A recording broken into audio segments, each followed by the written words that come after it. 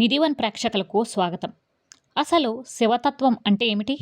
శివుడిని పూజించాలా లేదా శివుడిని అర్థం చేసుకోవాలా? ఇది చాలామందికి తేడా కనిపించిన ప్రశ్న. కానీ ఈ రెండిటి మధ్య భూమికి ఆకాశానికి ఉన్నంత తేడా ఉంది.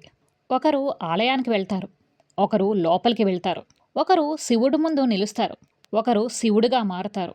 ఈరోజు మనం మాట్లాడుకోబోయేది శివుడి విగ్రహం గురించి కాదు, శివతత్వం గురించి. శివుడు ఎవరు? ఎక్కడ ఉంటాడు? ఎందుకు విగ్రహం లేదు?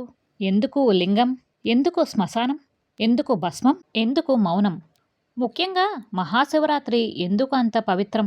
ఈ వీడియో చివరి వరకు వినండి. మీరు శివుణ్ణి పూజించరు, శివుణ్ణి అర్థం చేసుకుంటారు. శివతత్వం అంటే ఏమిటి? శివుడు ఒక దేవుడు కాదు, శివుడు ఒక స్థితి. సంస్కృతంలో శివ అంటే శాంతి, శుభం, అవగాహన. శివుడు రూపం లేని చైతన్యం, ఆరంభం లేని సత్యం, అంతం లేని ఉనికి. అందుకే శివునికి జన్మం లేదు, మరణం లేదు, కథలు ఉన్నా చరిత్ర లేదు. శివుడంటే ఏమీ కాదు, కానీ అన్నీ. శివుడు ఎందుకు లింగ రూపంలో? లింగం అంటే ఒక గుర్తు, సింబల్. ఆరంభం లేని స్తంభం, అంతం లేని సత్యం.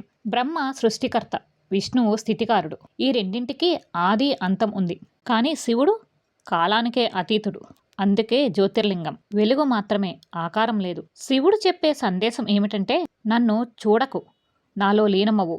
పూజ అంటే ఏమిటి?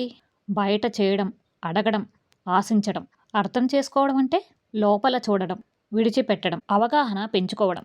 శివుడు అడగడు, నాకు పాలు పోయండి అని. శివుడు అడుగుతాడు, నీ అహంకారాన్ని పోయగలవా అని. శివుడు అడగడు, నాకు పుష్పాలు ఇవ్వు అని. శివుడు అడుగుతాడు, నీ కోపాన్ని, భయాన్ని విడిచిపెట్టగలవా అని. శివుడు పూజతో కాదు, అవగాహనతో ప్రత్యక్షమవుతాడు. అసలు శివుడు ఇలా ఎందుకున్నాడు? శ్మశానంలో తిరుగుతాడు, అది మరణ సత్యం. అన్నీ నశిస్తాయి అనే గుర్తు. భస్మం ధరిస్తాడు, శరీరం శాశ్వతం కాదు, అహంకారం బూడిదవుతుంది అని దాని అర్థం. ఇక నాగాభరణం, భయం, నీలోని శక్తి, అదే కుండలిని శక్తి. మౌనం, అత్యున్నత జ్ఞానం, మాటలకు అందని సత్యం. శివుడు భయంకరంగా కనిపిస్తాడు, కానీ అంతర్గతంగా అత్యంత కరుణామయుడు. మహాశివరాత్రి ఎందుకు అంత ముఖ్యమైనది? శివరాత్రి అంటే ఏమిటి? శివుడు నిద్రలేచే రాత్రి కాదు, మనలోని అజ్ఞానం నిద్రలేచే రాత్రి. శివరాత్రి చీకటి ఎక్కువగా ఉండే రాత్రి, చంద్రుడు క్షీణించే సమయం. అదే సమయం మనసు అత్యంత నిశ్శబ్దంగా ఉంటుంది. అందుకే ధ్యానం, జపం, మౌనం ఈ రాత్రి బాగా పనిచేస్తాయి. మహాశివరాత్రి లోతైన అర్థాన్ని తెలుసుకుందామా? అజ్ఞానం నుంచి అవగాహన వరకు ఒక రాత్రి ప్రయాణం. ఈ కథలో భక్తుడు లేడు, మంత్రాలు లేవు, పూజా విధానం లేదు. అయినా శివుడు ప్రసన్నమయ్యాడు. ఎందుకంటే ఈ కథ శివునిది కాదు, మన మనసుకు. ఆ మహాశివరాత్రి కథ మన కోసం, నీ అజ్ఞానాన్ని వెలుగులోకి తీసుకురావడానికి. ఆ రాత్రి ఎందుకు శివరాత్రి? అది అమావాస్య రాత్రి. చీకటి పరాకాష్ఠకు చేరిన సమయం. చంద్రుడు క్షీణించాడు, ఆకాశం మౌనంగా ఉంది, ప్రపంచం నిద్రలో ఉంది. ఇదే మన మనసు స్థితి కూడా. రోజంతా ఆలోచన శబ్దం, రాత్రి మాత్రం మౌనం మొదలవుతుంది. అందుకే శివరాత్రి రాత్రే. ఎందుకంటే మౌనం శివుడి భాష. వేటగాడు మన మనసుకు ప్రతిరూపం. ఆ వేటగాడు ఎవరో? అతను మనమే. అతనికి ధర్మం తెలియదు, భక్తి లేదు, పాపం పుణ్యం అనే లెక్కలు లేవు. అతనికి ఒక్కటే ఉంది, భయం. అసలు భయం అంటే ఏమిటి? బ్రతకాలనే పోరాటం, ఆకలి, అనిశ్చితి. ఇది మన మనసు రోజు చేసే పని. బోయవాడు చెట్టు మీదకు ఎక్కడం స్థితి, సాక్షి స్థితి. చీకటిలో జంతువుల భయం. రక్షణ కోసం చెట్టు మీదకు ఎక్కాడు. ఇది చాలా ముఖ్యమైన సంకేతం. చెట్టు మన శరీరం, మన జీవితం. చెట్టు మీద కూర్చోవడం అంటే ఆలోచనల్ని కిందన వదిలి పైకి ఎక్కడం. అతను వేట చేయడం మానేశాడు. కింద ఉన్న ప్రపంచాన్ని చూస్తూ సాక్షిగా మారాడు. అదే ధ్యానం. శివలింగం అవగాహన కేంద్రం.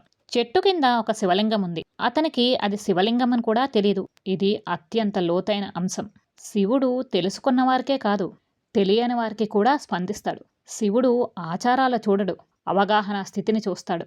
బిల్వపత్రాలు పడడం అంటే అహంకారం విరమణ.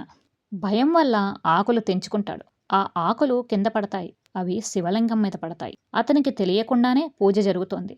బిల్వపత్రం అంటే 3 ఆకులు, 3 గుణాలు, సత్వము, రజస్సు, తమస్సు. ఆకులు పడడం అంటే గుణాలను విడిచిపెట్టడం, అహంకారం వదలడం. అతను ఏమీ కోరలేదు, ఏమీ అడగలేదు. శూన్యతలోనే పూజ జరిగింది. నీటి చుక్కలు కన్నీళ్ల రూపం. ఆకు వెంట చెట్టు మీద ఉన్న తేమ నీటి చుక్కగా కింద పడింది. అది అభిషేకం అయింది. నీరు అంటే భావోద్వేగం, కన్నీరు, శుద్ధి. అతను ఏడవలేదు, కానీ అతని భయం నీటిగా మారింది. శివుడు కన్నీళ్లను అంగీకరిస్తాడు, నటనను కాదు. రాత్రంతా మేలుకోవడం అవగాహన, జాగృతి. అతను నిద్రపోలేదు, భయంతో మేల్కొని ఉన్నాడు. కానీ శివుని దృష్టిలో అది జాగరణ. శివరాత్రి జాగరణ అంటే కళ్ళు తెరచి ఉండడం కాదు, అవగాహన, మేల్కోవడం. ఆలోచనలు తగ్గినప్పుడు, అహంకారం నిశ్శబ్దమైనప్పుడు శివుడు అవతరిస్తాడు. ఉదయం అంతర్గత మార్పు. వెలుగు వచ్చింది, భయం తగ్గింది. అతను కిందకు దిగాడు. కానీ అతను ఇక వేటగాడు కాదు, అతను మారిపోయాడు. శివుడు దర్శనమిచ్చాడు కాదు కాదు, అతనిలో దర్శనమయ్యాడు. ఈ కథ చెబుతుంది, నీకు మంత్రాలు రావాల్సిన అవసరం లేదు, నీవు సంపూర్ణుడు కావాల్సిన అవసరం లేదు.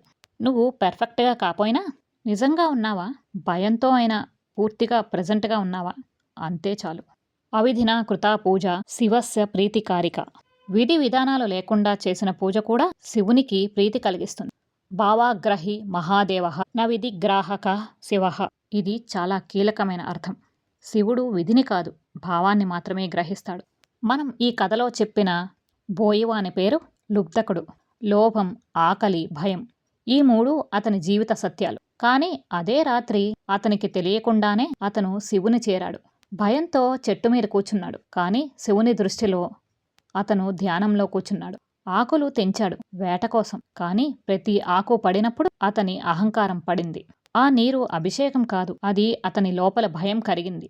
అతను మేల్కొని ఉన్నాడు భయంతో, కానీ శివుడు దానిని జాగరణగా మార్చాడు. శివుడు అతనికి దర్శనం ఇవ్వలేదు, అతనిలో దర్శనమయ్యాడు.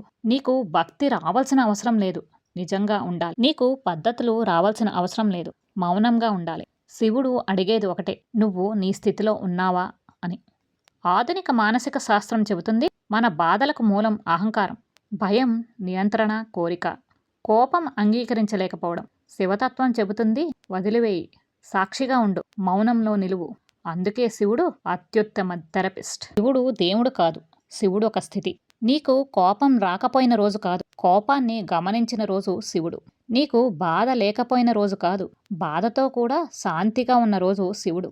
నువ్వు ఆలయానికి వెళ్ళిన రోజు కాదు, నువ్వు నీ లోపలికి చూసుకున్నప్పుడు శివుడు. మహాశివరాత్రి రోజు పూజలు చేయండి, తప్పులేదు. వ్రతాలు చేయండి, గొప్పది. కానీ ఒకటి తప్పకుండా చేయండి, నీ అహంకారాన్ని ఉపవాసంగా ఉంచు, నీ మనసును మౌనంగా ఉంచు, నీ అవగాహనను మేల్కొల్పు. అప్పుడు నీవే శివుడువు. జన్మానికి ఒక శివరాత్రి అనడానికి అసలైన అర్థం, జన్మానికి ఒక శివరాత్రి అంటే సంవత్సరంలో వచ్చే పండుగ కాదు, నీ జీవితంలో ఒక రాత్రి వస్తుంది. అప్పుడు నీకు ఏమీ అర్థం కాదు, నీ నమ్మకాలు కూలిపోతాయి, నీ అహంకారం అలసిపోతుంది. అదే నీ శివరాత్రి. ఆ రాత్రి నువ్వు ఉపవాసం చేయకపోయినా, జాగరణ చేయకపోయినా నీవు నిజంగా ఉన్నావు. అదే శివుడు కోరుకునేది.